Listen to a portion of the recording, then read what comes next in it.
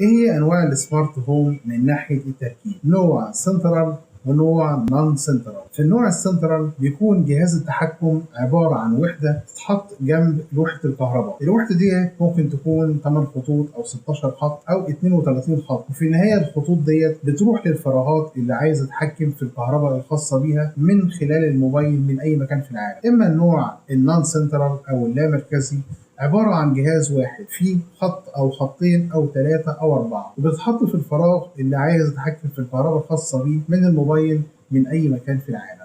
طيب إيه هي مميزات وعيوب كل نوع؟ في النوع السنترال ولأنه جهاز واحد بيتحكم في الشقة كلها فسعره بيكون أقل من سعر النون سنترال، لكن بتحتاج تمد مواسير أو خراطيم من لوحة الكهرباء لكل فراغات الشقة، فبالتالي لو حضرتك فعلا مشطب شقتك فصعب تعمل النوع السنترال. اما النوع النون سنترال فهو عباره عن جهاز واحد بيتحط في الفراغ الواحد، سعره بيبقى اعلى شويه من السنترال لكن ما بتحتاجش تعمل اي تاسيسات تانية او مد خراطيم تانية في الشقه.